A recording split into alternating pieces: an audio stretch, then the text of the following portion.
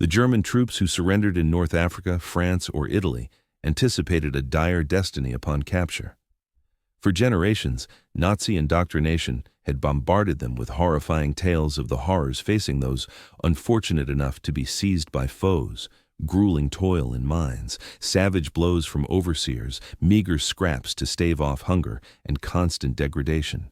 Countless soldiers had absorbed these narratives since childhood, fueling vivid nightmares as they stood in formation, stripped of weapons and herded toward imprisonment.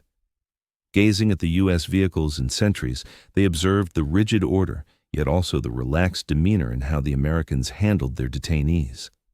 Rather than growling threats or striking out, the captors extended smokes, hydration, and occasionally a light-hearted quip.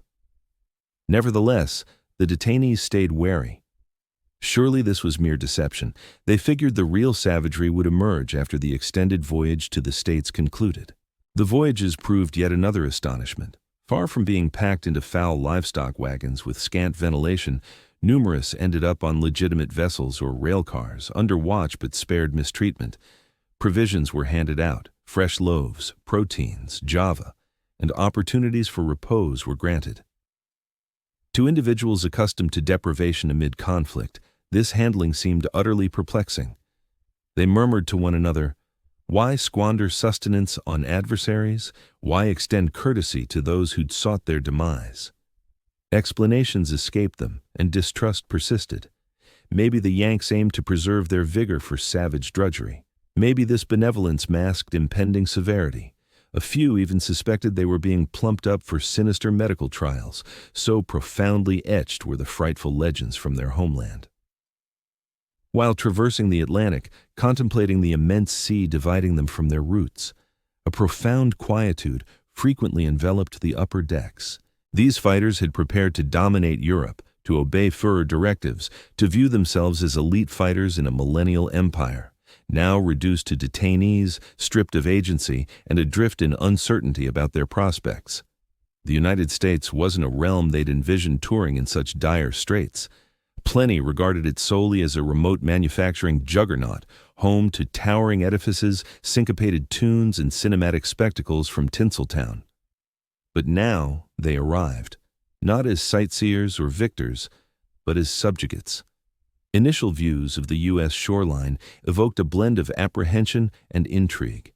Majestic ports, expansive urban centers, and infinite factory lines validated accounts of Yankee manufacturing prowess. The detainees marveled at the immense scale of it all, the derricks, the vessels, the thoroughfares. Even prior to reaching their assigned enclosures, they felt the enormity of the nation and its amassed assets. For Wehrmacht personnel who'd battled fiercely amid shrinking provisions, the disparity stung sharply. Once transferred to coaches and lorries, the trek into the interior commenced. Peering through panes, they encountered terrains alien to European vistas, boundless plains extending beyond sight, interminable paths, and quaint hamlets adorned with glowing placards and fuel depots. Youngsters gestured in greeting as processions rolled by, and residents occasionally clustered to eye the foe's troops. The captives, conversely, observed with wonder the profusion of wares and ease in everyday Yankee existence. If this constituted the domain of their jailers, what implications did it hold for the conflict they'd waged? The inquiries amplified within their thoughts. Reaching the installations brought further epiphanies. Neat lines of spotless quarters, dining areas, clinics, and leisure zones welcomed them. They foresaw razor fencing indeed, but within lay structured setups rather than dingy lockups. In lieu of lashes or privation, they underwent streamlined intake, received bedding allocations, and donned attire. Certain ones still harbored doubts of malice concealed beneath the precision. Others started pondering whether U.S. power resided not just in armaments, but in a peculiar form of decency toward even adversaries. This marked merely the outset. Over ensuing months, Teutonic inmates would unearth additional jolts, inconsistencies, and instances that upended all preconceptions about their wardens. Even at that moment, as they reclined in their cots that inaugural evening, sated bellies and weariness luring them to slumber, murmurs circulated through the lodgings. If this qualified as a detention site, what followed? Not one could foresee that the subsequent revelation would entail the shimmering light of a cinema display. Those initial periods within the Yankee compounds offered a lesson in disparities. The Teutonic detainees had steeled for bellowing wardens, humiliating sanctions, and perpetual famine. Contrariwise, they met with structure and regularity. Musters were rigorous, yet devoid of thrashings. The overseers toted firearms, but frequently lounged relaxed, conversing idly instead of snapping commands. The perimeter barriers bore coiled wire, still the atmosphere carried scents of prepared fare wafting from the galley. Within the quarters stood orderly rows of bunks, mattresses packed with genuine bedding, and even heaters for chillier months. These facilities offered little in the way of extravagance, yet they surpassed the horrors the captives had dreaded. The provisions surprised them the most. Detainees had braced for meager gruels or hardened loaves, similar to what countless German citizens scraped by on amid wartime hardships. But the serving carts brought to the mess areas brimmed with substantial helpings: meat patties, spuds, legumes, brewed drinks, dairy, and sometimes fresh produce. Such plenty defied belief. Fighters who had endured icy battlegrounds subsisting on dark loaves and diluted stews now dined on platters resembling family dinners. A few at first balked at consuming it, suspecting poison or tampering, though appetite eventually quelled their wariness, transforming awe into subdued appreciation. Whispers circulated. "They're nourishing us superior to how our forces managed." Outside of sustenance, the enclosures featured surprising hints of everyday existence. Red Cross parcels arrived bearing cleansers, dental paste, and stationery supplies. Health stations provided care for injuries and ailments. Sentries now and then distributed smokes, while certain sites boasted modest reading rooms filled with volumes and periodicals. The inmates marveled at being permitted to send missives to loved ones, albeit under strict review. Simply scribbling notes and receiving replies from kin seemed wondrous, rekindling ties to a reality they believed severed. Order prevailed, naturally. Fugitive efforts drew penalties, and lights-out rules held firm. Still, repercussions tended toward isolation over savage beatings. The U.S. personnel prioritized stability over torment. This demeanor rattled the captives. Propaganda had portrayed Yanks as savage, corrupt savages, devoid of restraint or equity. In truth, they operated within guidelines that, though firm, exuded an odd impartiality. The setups aimed to hold individuals, not shatter them. The landscapes themselves perplexed. Numerous sites sat in countryside spots across the U.S. South, heartland, and frontier regions. Beyond the barriers, inmates glimpsed vast croplands, woodlands, and villages. Local growers tilled adjacent plots, and at times, detainees ventured out supervised to aid in field work. They were taken aback by how ordinary folks regarded them without animosity, but with mild unconcern, as if they were mere transient hands. Kids would occasionally signal greetings. Ladies sometimes shared baked goods or loaves with the overseers, and witnessing such routine civility jarred those convinced the states teemed solely with belligerent foes. As evenings hushed the sleeping quarters, numerous murmured over the odd circumstances. Could this truly be imprisonment, one might query. Perhaps they're gearing up for graver trials, another could counter, yet some voiced a riskier notion. What if the tales spun about the U.S. were false? Such uncertainties took root in these hushed exchanges. For troops drilled to view existence in stark terms, the fatherland is culture's zenith, foes as primitives, the routine benevolence and ease of enclosure, days chipped away at convictions once ironclad. No one anticipated the developments ahead. Evidently, the Yanks weren't satisfied with mere nourishment, lodging, and security. They planned something further, so startling and peculiar that plenty of Teutonic detainees dismissed it as fantasy. Before long, they'd assemble in vast rooms or improvised cinemas. And for the initial time away from hearth and home, they'd journey distant from their barriers, not via flight, but via glowing scenes cast on cinema canvases. The pace of enclosure existence gradually fell into patterns that soothed yet bewildered the Teutonic detainees. Mornings kicked off with head counts, trailed by feedings that kept astounding those accustomed to skimpy allotments in the homeland.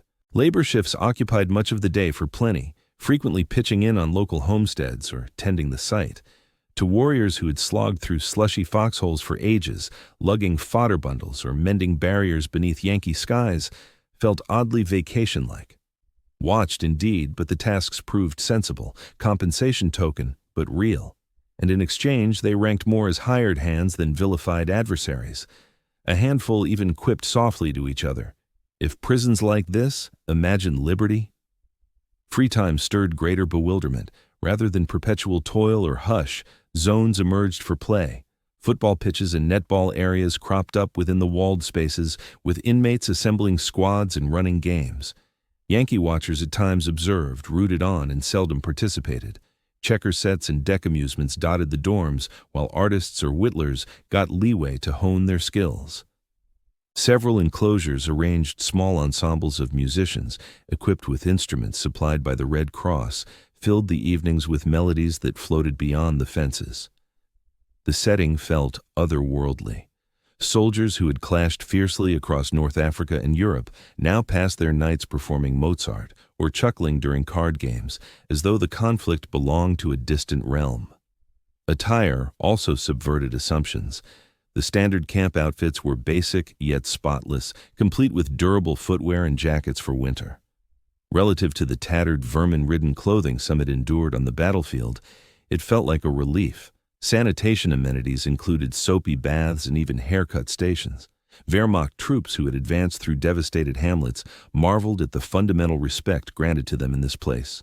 A few muttered anxiously, "Why the generous treatment? What's their angle?" Distrust persisted, yet the truth was inescapable. They're U.S. Guards appeared more focused on preserving their well-being than on crushing their spirits.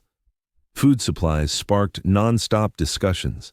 The presence of fresh white loaves, genuine butter, beef, and dairy left captives reeling, especially given the hardships their loved ones faced at home, scrounging for spuds and horseflesh. Whispers spread that POWs received rations close to those of U.S. troops. A few even hesitated to describe their provisions in letters, aware that moms, spouses, and kids coped with shortages and air raids. Still, the plenty sowed fresh uncertainties. How might Germany triumph over a country that nourished its foes so generously? Leisure options started modestly. Filtered periodicals smuggled in offered glimpses of the broader landscape. Numerous inmates were taken aback by the candid critiques of their own leaders and forces in U.S. publications. This liberty of speech stood in stark opposition to the inflexible indoctrination apparatus of the Third Reich. Camp book collections spanned revered German works to U.S. tales rendered in German, absorbing Mark Twain or Jack London under barracks lanterns bordered on the fantastical. Gradually, a novel vision of the States took shape, a land of paradoxes far from the savage void drilled into their minds. But the biggest jolt awaited. As twilight settled and the daily grind eased with troops buzzing with pent-up vigor, the Yanks introduced diversions surpassing playing fields and reading material. Detainees were called to spacious rooms or outdoor spaces. A film machine was positioned. A blank canvas draped a surface. Before long, luminous rays pierced the gloom. Initially, the Germans couldn't trust their eyes. Larger-than-life motion pictures shimmered to life. The captors were permitting adversaries to view films, not agitprop, not sermons, but genuine Tinseltown pictures. For those confined by barriers, it resembled a gateway to an alternate reality bursting wide. The incredulity sparked by sustenance and ease now soared further. Was this for real? As the initial spools whirred in the enclosures, a hush enveloped the assembled men. They braced for addresses, briefings, or maybe blunt brainwashing meant to shame them. Rather, the glowing projections unveiled ranch hands thundering over arid expanses, humorous performers bungling ridiculous escapades, and dazzling performers swaying and crooning in styles alien to the fighters. The impact hit hard. For plenty, this marked their initial brush with Yankee movies, and the divergence from the somber Nazi newsreels proved staggering. No more regimented marches or Führer rants, instead, mirth, tunes, and whimsy. It resembled a fragment of a parallel dimension smuggled past the thorns. The sentries, posted along the borders of these impromptu cinemas, observed with a blend of mirth and intrigue. They witnessed the stern visages of foe combatants easing into grins, snickers, and occasional guffaws. Certain inmates applauded amid farcical bits, while others gaped at the grandeur of the spectacles. For Reich, soldiers raised amid ironclad order and prolonged strife, plunging into yarns of escapades and affection, felt euphoric. The dream factory had breached the barriers, touching them beyond any armament's reach. Not all responses boiled down to mere enjoyment. Certain fighters shifted uncomfortably before the easy liberty depicted. They observed guys and gals teasing flirtatiously, laborers challenging superiors, and underdogs overcoming woes via cleverness and allure. These moments clashed with the narrative painted of America as a realm of vice, disorder, and rot. In its place, they caught sight of a culture where everyday folks harbored aspirations and self-respect. This clash tugged at them amid the shadows as the apparatus hummed on. Might their commanders have deceived them about the foe from the start? Actuality's footage layered on more astonishment. Though selectively curated, they frequently depicted the U.S. campaign, humming assembly lines, vast armadas of vessels or troops advancing boldly. For captives who had witnessed the dire shortages gripping Germany up close, such sights proved nearly intolerable. The overwhelming profusion of equipment, endless streams of armored vehicles emerging from factories, throngs of nourished laborers, all underscored that the Reich stood no chance against its foe's output. Still, these eye-openers arrived without malice, tucked almost offhandedly amid clips from light-hearted farces and song-filled spectacles. The U.S. forces grasped that film's true force resided not in sermons, but in the gradual flow of visuals that eroded entrenched convictions. What stunned the inmates above all was the optional nature of the viewings. Guards didn't compel anyone to gather in front of the projector. They had the freedom to stay in quarters, shuffling cards or penning missives. Nevertheless, the venues overflowed as soon as the machine hummed to life. Buzz traveled fast after every session. This evening brings a fresh cowboy tale, or next dawn, a humorous romp. Fighters once loyal to the swastika now anticipated these American diversions with genuine eagerness. A few started mentally cataloging preferred performers or styles, swapping insights with comrades. Others confessed, blending embarrassment and awe, that brief escapes let them ignore their confinement entirely. Under the screen's radiance, a quiet transformation occurred. The razor-sharp barriers receded into obscurity, and the conflict seemed remote. These individuals transcended mere detainees in a struggle. They became audiences to narratives surpassing their own lives. Whether by design or accident, the Americans bestowed a potent boon, a portal to realms of creativity and empathy that no barrier could wholly seal. As end titles scrolled and illumination returned, the incredulity persisted. They puzzled over why adversaries permitted such leniency. But inwardly, they recognized those Hollywood incursions into camp life would etch themselves indelibly. The movie nights evolved into a cherished routine, one the detainees embraced with subdued excitement. Rumors swept the dormitories when sentries heralded a new presentation, prompting laborers who toiled hauling timber, mending barriers, or tilling soil to rush their meals for prime spots near the apparatus. For souls ensnared by thorny enclosures, these interludes granted a reprieve beyond any burro's reach. The dancing beam on the canvas melted away the perimeters, albeit temporarily for 120 minutes.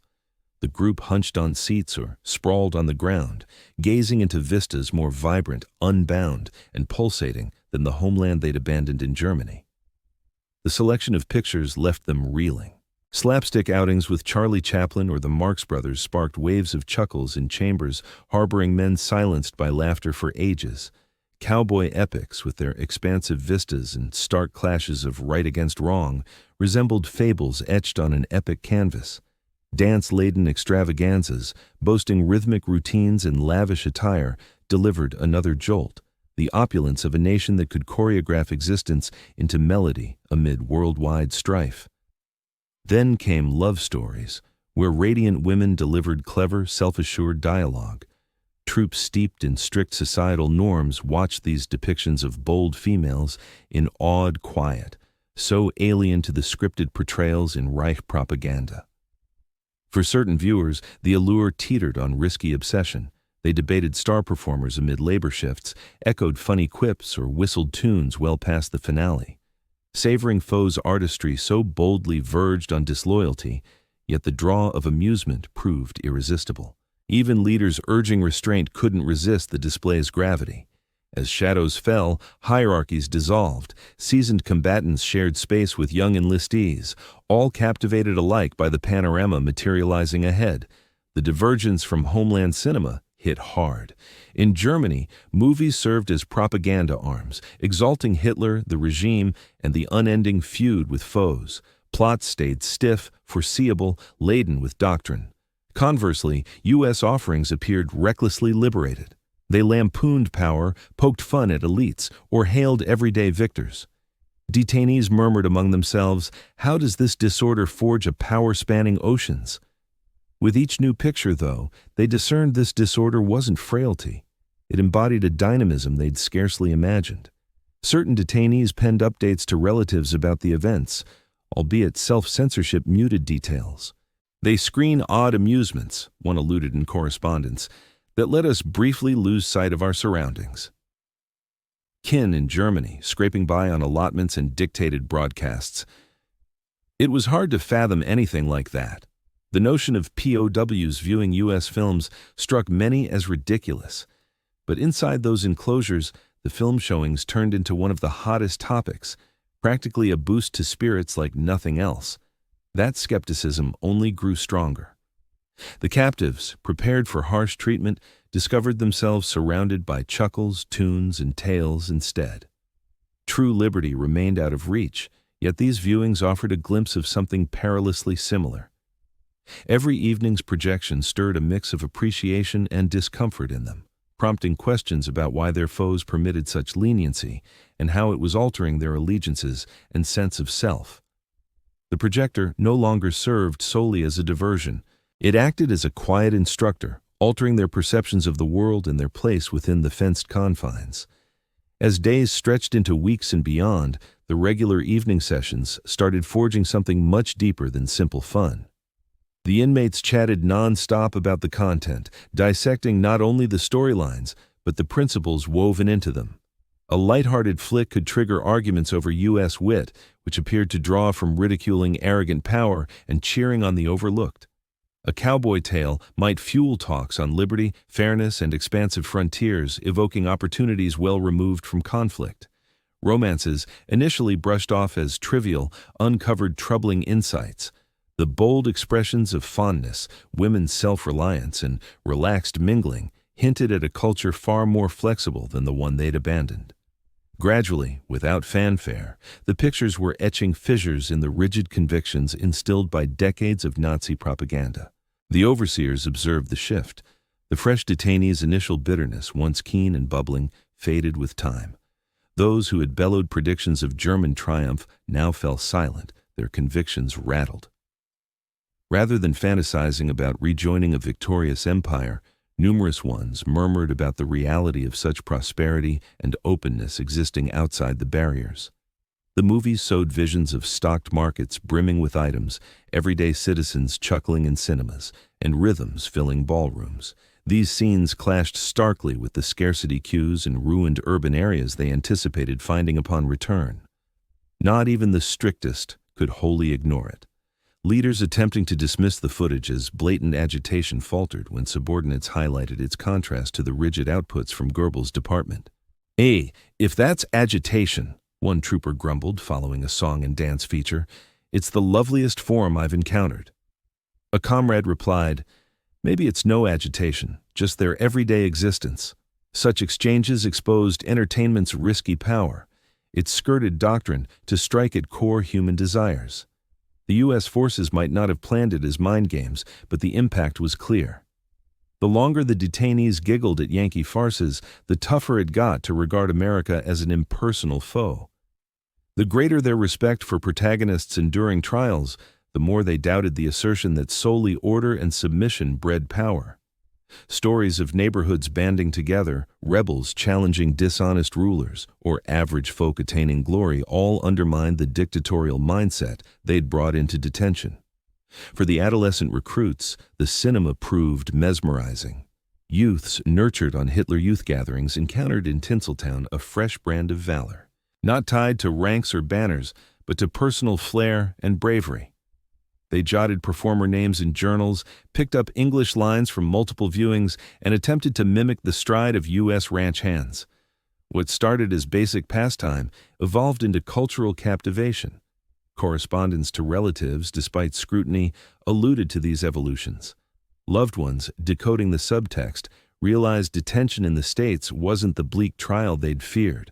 Certain inmates noted how the screenings evoked pre-war eras, snippets of their early days before battle engulfed all. Others admitted in hushed tones to peers a reluctance to depart the site someday, anxious about missing such plenty, such autonomy, such carefree vibe ever again. The initial astonishment from those debut showings yielded to a more enduring change, a subtle reshaping of perspectives. Razor wire still hemmed them in, but mentally their vistas widened. The radiance of movie-making had infiltrated their reflections, eroding former absolutes. They'd arrived as warriors of the fatherland. Gradually, they emerged as individuals unable to view reality through the prior lens. The Yanks had learned that film could melt even the toughest adversaries, not via might, but through narrative. As conflict dragged to its foregone end, the detainees started envisioning existence after the barriers swung wide at last. They were transported back to Germany by ship. For numerous individuals, the prospect of going home stirred a blend of apprehension and anticipation. Correspondence and reports from the Red Cross highlighted the hardships their loved ones faced: air raids, scarcities, and widespread ruin. The urban areas of their youth lay in ruins, while the once mighty Reich contracted daily. This sharp divide between the grim conditions awaiting them and the odd conveniences of imprisonment in the United States burdened their thoughts deeply. Among the tales they would bring with them, the evenings devoted to American films stood out as the most implausible. As the European conflict concluded and the process of sending prisoners home commenced, batches of soldiers climbed aboard vessels again, now heading westward across the Atlantic. They clustered on the open decks, gazing at the expansive sea, aware they were abandoning not only the U.S., but also the unusual existence they had endured within the fenced enclosures. In subdued voices, tinged with reluctance, they discussed what they'd yearned for: the meals, the football games, the tobacco, and especially the beam from the film projector. "Folks at home won't buy it," one remarked. "They'll figure we've lost our minds." A companion replied, "How do we explain chuckling at U.S. farces as our towns went up in flames?" The challenge proved genuine. Sharing candidly about their time in the camps could invite skepticism or charges of betrayal. Nevertheless, the narratives circulated regardless. Across rural hamlets in Germany, ex-captives murmured about their bizarre confinement. They recounted evenings where multitudes gathered quietly to view Clark Gable or Ginger Rogers illuminating the canvas. They spoke of vibrant musicals bursting with vibrancy, of ranch hands charging across boundless terrains, of love stories capturing a liberty they'd scarcely imagined. Relatives heard these tales in disbelief, finding it hard to picture their boys and spouses finding amusement in pictures amid the Reich's downfall. To plenty of ordinary people, such descriptions resembled inventions, or perhaps calculated falsehoods to downplay the agonies suffered domestically. Even so, those recollections adhered firmly to the survivors. Certain ex-detainees confessed that the film sessions reshaped their perspectives on existence. They rejected the straightforward split between virtuous Reich and villainous foes. They'd glimpsed an alternate facet of the United States, not merely its martial prowess, but its traditions, wit, and talent for transforming reality into entertainment. As they navigated destroyed avenues in Germany and labored to reconstruct their routines, the radiance of the projector trailed them. It served as a subtle sign of the profound evolution in their outlook. What stood out most in their accounts was the casual attitude of the Americans toward the projections. Sentries arranged the equipment routinely, as if permitting inmates to enjoy Hollywood productions was utterly routine. To the Germans, though, it felt phenomenal, a bizarre reversal of their expectations for imprisonment. A few called it the instant they grasped that America excelled not only in technology and armaments, but in creativity as well. In later reflections on their stint in U.S. facilities, many survivors glossed over the toil or strictness. Their tones grew tender when recalling movie evenings. For them, those periods transcended mere amusement. They offered respite from warfare's burdens, a peek at an alternative tomorrow, and an enduring echo after the fences vanished. Over the subsequent decades, the recollection of those film viewings within American detention centers emerged as one of the war's oddest inheritances for those who'd endured it.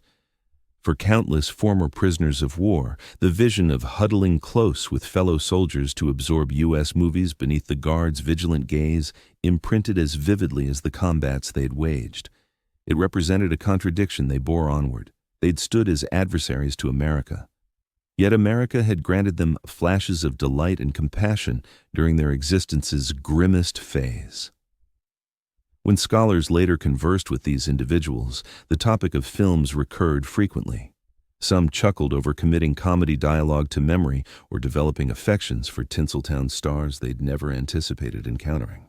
Others addressed it gravely, conceding that the pictures provided their initial window into a contrasting realm, one clashing with the dismal portrayal from Nazi rhetoric. They recalled how those spools unveiled a civilization prizing mirth, innovation, and personal flair, traits nearly extinguished beneath the Reich's unyielding regime. The influence extended past personal recollections. In the Germany of aftermath, particularly amid rebuilding efforts, U.S. influences streamed in more freely. Ex-prisoners frequently acted as unwitting envoys, recounting to kin and acquaintances the pictures they'd viewed in confinement. They depicted the comedy, the tunes, the epic narratives, and the raw energy of Hollywood. For the post-war generation of Germans craving more than just the ruins of loss, such narratives sparked a thirst for insights into America. While the Marshall Plan restored roads and factories, it was these tales of joy amid fences that reignited dreams. Certain ex-soldiers confessed that their eventual embrace of democratic values and Western principles stemmed from those evenings in confinement. Though no one movie alone transformed perspectives, the constant immersion in U.S. films melted the resolve of battle-toughened troops in ways that combat never achieved. The ideas sown in those improvised screening spots bloomed much later, as once hostile foes became citizens of a revitalized West Germany bound to the country they had battled before. In this way, the beam from the film projector served as a subtle, surprising tool for healing divisions. Still, astonishment lingered on. Years afterward, ex-captives would laugh softly and shrug when sharing the tale. "We were the adversaries," they'd remark, "yet they allowed us films." To them, it stood as an emblem of U.S. boundless assurance and plenty, a superpower secure enough to amuse its detainees. It might also hint at a profounder truth, that art and creativity wield power equal to armaments and machinery. The impact of those viewings endured beyond recollections, shaping the connections they fostered across cultures. Soldiers who had once paraded under Hitler's banner brought back a hidden narrative of evenings when chuckles and melodies echoed through camp barracks. They shared with their offspring and descendants how they'd glimpsed the States not via weapon scopes, but via the shimmer of celluloid. And in that odd pulsing illumination, they learned that amid imprisonment, human spirit could persist, and even amid conflict, the roots of harmony could take hold.